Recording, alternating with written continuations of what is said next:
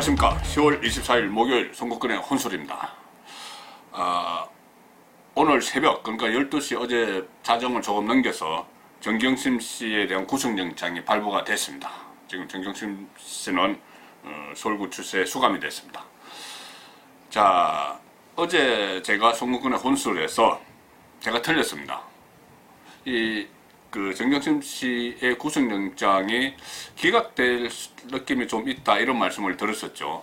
물론 저도 뭐 기각이 된다고 생각한 건 아닙니다. 다만 최근에 보면은 문재인 정부 들어서 좀 예상 밖의 일들, 상식 밖의 일들이 너무 많이 벌어지고 있고, 그러니까 이번 것만 해도 조국 전 장관의 동생 구속영장 기각되고 이런 것을 봤을 때, 또 문재인 대통령이 국회에서 김명수 대법원장에게 사법개혁 이야기를 하고, 또 양정철 씨가 이끄는 민주당 민주정책연구원이 보고서를 내면서 사법개혁 이야기를 하고, 조국 사건에 대해서 제대로 법원이 너무 영장을 남발한다, 이런 식의 질책을 하고, 그런 것을 봐서 혹시라도 이게 구속영장이 기각되지 않을까, 그런 예상을 한번 해봤던 것입니다. 어쨌든 제 예상은 짧은 예상이지만 틀렸고요. 자, 어쨌든 이래서 지금 조국 사태는 새 국면에 들어갔습니다. 무엇보다도 조국 전 법무부 장관의 턱 밑까지 검찰의 칼끝이 딱 다다라져 있습니다. 다다라져 있고, 지금 검찰 입장에서는 구속영장이 발부가 되면서, 정경심 씨 구속영장이 발부가 되면서 상당히 수사의 명분을 확보를 했습니다. 아시다시피 구속영장이 발부가 됐다고 해서 유죄가 됐다는 의미는 아니죠. 다만 구속 상태에서 계속 수사를 할 필요가 있다는 의미입니다.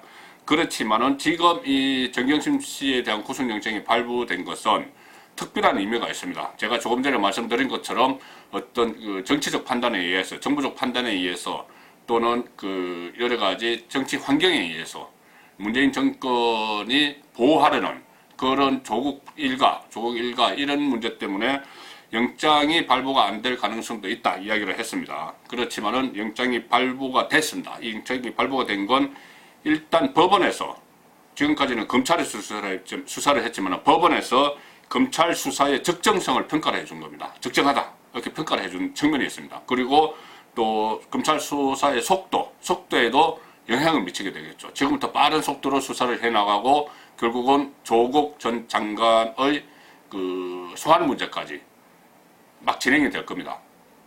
일단 조국 전 장관 소환 시점은 아마도 정경심 씨의 구속기간, 기소 전 구속기간이 20일인데 그 20일 이내에 아마 조국 전 장관 소환이 이루어질 것 같습니다. 소환이 이루어질 것 같고, 특히나 이 11개, 정경심 씨 11개의 혐의 중에서 4가지 정도가 조국 전 장관과 공범 관계가 성립될 수 있다, 이런 해석이 나왔었는데, 이 구속영장 심사 과정에서 좀 새로운 사실이 하나 드러났습니다.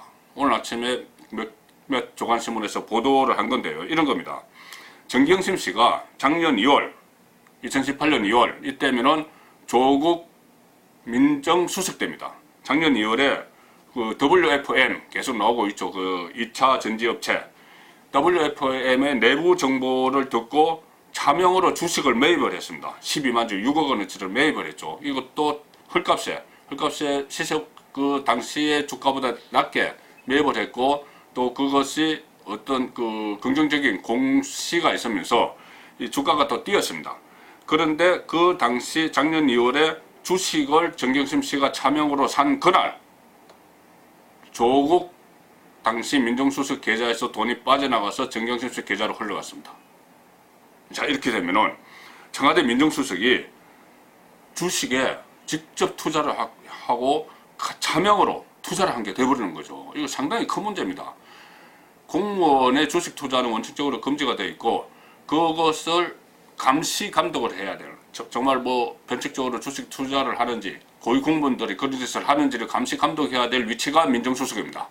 근데 민정수석이 부인을 통해서 부인에게 계좌에 돈을 줘서 그 계좌로 또 차명을 해서 주식을 사서 그 주식을 동생 집에 보관을 하고 있었다, 이렇게 되는 거죠. 이거 상당히 큰 문제입니다. 그래서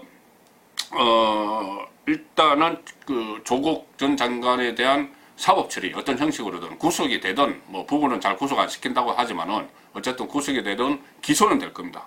기소가 되면은 이렇게 되면은 문재인 정권은 결정적인 타격을 받을 수뿐이 없습니다. 문재인 정권 입장에서는 조국 수호를 위해서 그렇게 오랜 기간 동안 국론을 분열을 시키고 오직 뭐 검찰 개혁을 명분으로 해서 조국 지키기에 나섰고 그 문재인 대통령뿐이 아닙니다. 청와대가 일제히 다 나섰죠. 뭐 일부 노영민 비서실장 같은 경우는 오히려 존재감이 없었지만은 뭐 강기정 정무수석이나 이렇게 일제히 나서서 이 조국 지키기를 했고 또 민주당도 마찬가지다. 이해찬 대표나 이인영 그 원내대표 상당히 강한 톤으로 검찰을 비판을 하면서 뭐 나라를 말아먹으려고 하느냐 이런 이야기까지 나왔고 그 외곽 친위 세력 유시민 씨 지금도 계속 그 어떤 조국 지키기를 위해서 완전히 몸을 던지는 그런 모습을 보였습니다. 그러니까 정권이 조국 지키기에 올인했죠. 그런데 오늘 새벽 정경심 씨가 구속이 됨으로 해서 그 방어벽이 무너지기 시작했습니다. 무너지기 시작했기 때문에 이번에는 그 다음은 조국 차례가 되겠죠. 자, 조국 차례가 되는데 문재인 대통령 입장에서 보면은 이 정권 자체도 타격을 받을 수뿐이 없습니다. 이렇게 되면은 이 상황에서 문재인 정권은 계속 이 조국 국면을 한번 국면 전환을 하기 위해서 여러 가지 시도들을 하고 있죠. 특히 그 중에서 하나 시도를 했던 것이 김정은 북한 위원장의 서울 답방이었습니다. 그러니까 연말이나 내년 총선 전에 김정은 위원장이 답방을 하면은 조국 사태로 인해서 흐트러진 그러니까 진보 그 지지층도 결집을 좀 하고 총선에서도 승리한다 이런 전략이었는데 지금 좀 심한 말로 하면은 김정은 위원장에게 뒤통수를 세게 맞았습니다. 어제 김정은 금강산 가서 그 이야기했죠. 보기만 해도 기분 나빠지는 너절한 남쪽 시설들을 덜어내라 이렇게 이야기했습니다. 문재인 대통령은 김정은 답방을 기다리고 있는데 김정은 입장에서는 본인이 신년사에서 조건 없이 금강산 관광 재개 또 개성공단 재개를 금년에 하겠다고 했는데 금년 다가고 있는데 그것이 안 되니까 인민들에게 뭔가 보여줄 필요가 있었죠. 그래서 금강산에 직접 가서 그런 이야기를 한 겁니다. 이것은 곧 문재인 대통령에게 문 대통령 당신은 뭐 했느냐, 금강산 내가 그렇게 금강산 했는데 당신은 뭐 했느냐 이런 메시지를 준 겁니다. 그렇기 때문에 앞으로 남북 문제는 회복하기 상당히 어려운 지점으로 가고 있지 않나. 그래서 문재인 대통령 입장에서는 지금까지 경제도 잘 안 풀리고 뭐 미국과의 관계도 안 풀리고 또 국내 문제는 더 이렇게 엉키고 설키고 거기다 조국 사태까지 일어나서 별다른 치적이 없었습니다. 그 치적이 없었는데 남북 문제 해결 이것 하나로 치적을 삼으려고 했는데 이것마저도 지금 거의 뭐 사실상 불가능해졌습니다. 그렇기 때문에 5년 임기 반환점을 도는 날이 곧 다가옵니다. 한 보름 있으면 반환점이죠. 11월 9일입니다.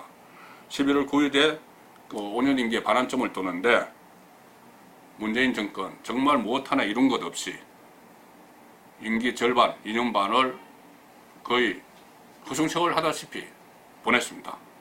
그리고 그것이 끝이 아닙니다. 지금 정경심 씨 구속을 시발점으로 해서 또 조국 전 장관 소환이 될 거고 또 조국 전 장관이 얼마나 권력형 비리를 저질렀는지 그거 아직 아무도 모릅니다. 지금부터 하나씩 드러날 겁니다. 그렇게 되면은 문재인 정권 앞으로 지금 오르는 기간 동안 임기 5년 오르막 기간 동안 정말 뭐 하나 해놓은 것이 없는데 내리막 나머지 2년 반은 더 힘들지 않을까. 중국이나 혼설은 그렇게 생각합니다. 감사합니다.